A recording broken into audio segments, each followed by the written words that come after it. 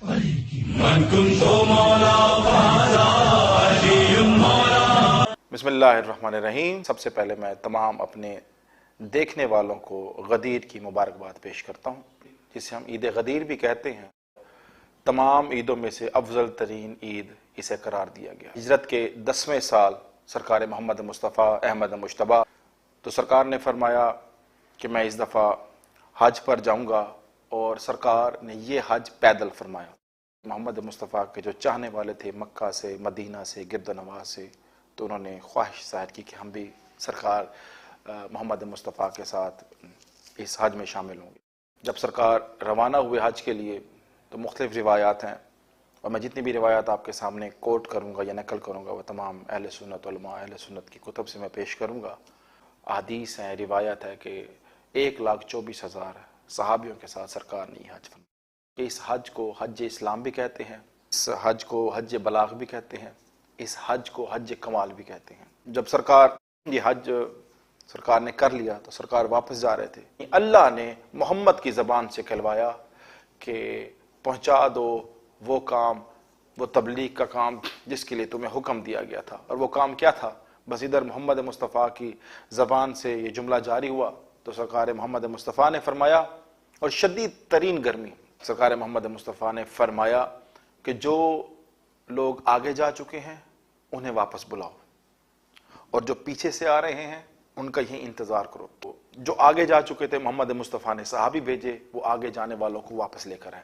जो दाएं जा चुके थे उन्हें वापस बुलाया, क्योंकि ये मकाम गदीर, ये वो जगह थी जिसे हम कह सकते हैं ये एक चौक का नाम था, जहाँ से मुख्तलिफ रास्ते निकलते थे।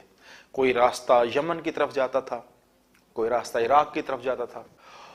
और रिवायत में मिलता है, यहाँ तक कि अहले सुन्नत उलमा ने अपने कुतब में लिखा, मेरे पास इस वक्त कुछ 40 से ज़्यादा हवाले मौजूद हैं, अहले सुन्नत उलमा ने इस बारे में लिखा कि इतनी शदीद गर्मी थी कि सहाबियों के पास जो चादर थी वो मजबूर थे या वो चादर सर पे रखते या अपने पाँव के नीचे रखते। और सरकार ने वहाँ पर काफ़ी देर इंतज़ार किया, यहाँ तक कि सारे सहाबी इकट्ठे हुए। मोहम्मद मुस्तफ़ा ने तो ऊँटों के जो पलान होते हैं, यानी कि उनको इकट्ठा किया और उसका एक मिंबर बनाया, और उसका मिंबर बनाने के बाद सरकार मोहम्मद मुस्तफ़ा ने उस शदीद गर्मी में गए हुए सहाबियों को वापस बुलाया, आते हुए सहाबियों का इंतज़ार किया, और 1,24,000 सहाबियों की मौजूदगी में, कुछ रिवायतों में है कि सरकार ने मिंबर दरमियान में बनवाया, सहाबी दायरे में थे, और हज़रत अली अलैहिस्सलाम का बाजू बुलंद किया। रिवायत में मिलता है कि मोहम्मद मुस्तफ़ा ने हज़रत अली का बाजू इतना बुलंद किया कि बगल की सफ़ेदी लोगों ने अपनी आंखों से देखी। हज़रत अली अलैहिस्सलाम की विलायत का ऐलान किया, जो आप सुनते रहते हैं। हम 1400 साल से कह रहे थे कि गदीर पर अली की विलायत का ऐलान मोहम्मद मुस्तफ़ा ने किया, लेकिन दुनिया ने अब जाकर मानना शुरू किया। अब तो पहले तो नहीं मानते थे, लेकिन अल्हम्दुलिल्लाह हक़ छुप नहीं सकता, तो उसकी निशानी ये है कि वो ज़रूर एक न एक दिन ज़ाहिर होता है।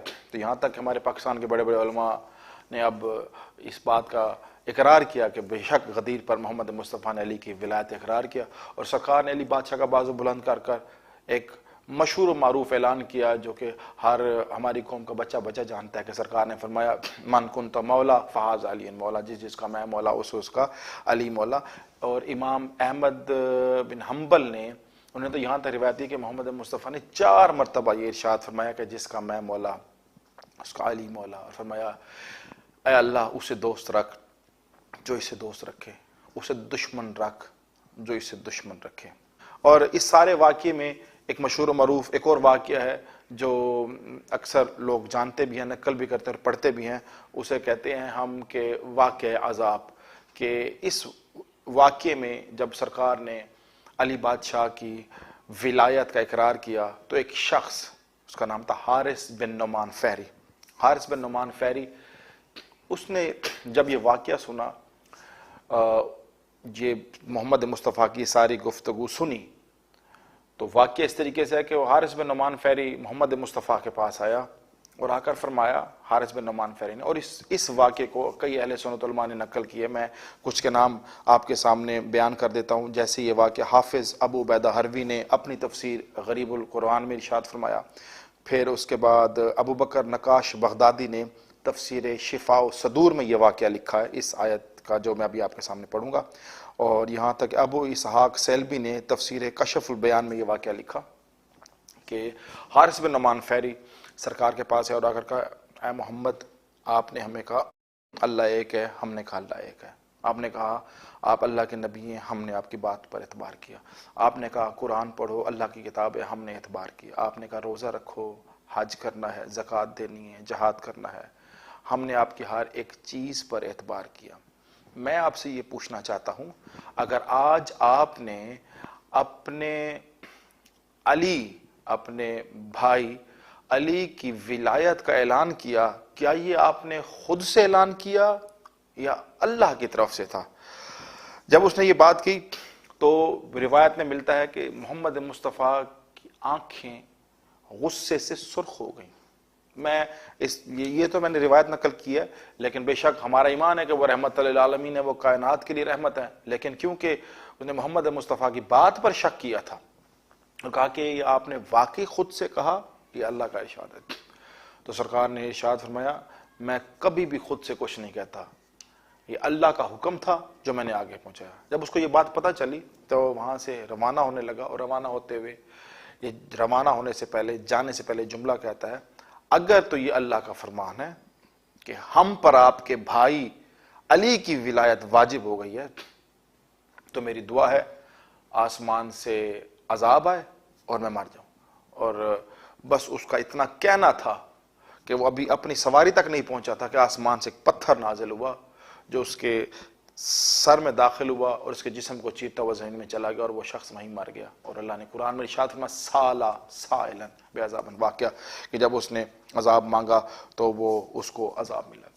میرے 6 امام کا فرمان ہے عید غدیر یعنی اس روز جو شخص کھانے کا اہتمام کرے گا، یعنی لوگوں کو کھانا کھلائے گا، یوں سمجھے اس نے لوگوں کی دعوت نہیں کی، اس نے آدم سے لے کر محمد مصطفیٰ تک کے نبیوں کی دعوت کی ہے۔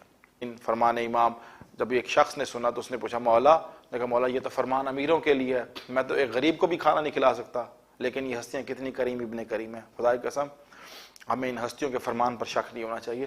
تو امام نے مسکرا کر فرمایا اگر تو کھانا نہیں کھلا سکتا تو کوئی بڑی بات نہیں، تو اس روز ایک مومن سے مصافحہ کر، ہاتھ ملا، جب تو مومن سے ہاتھ ملائے گا 2 ہاتھ تیرے ہوں گے، 2 ہاتھ مومن کے ہوں گے اور 5واں ہاتھ ہمارے بارے میں کا ہوگا۔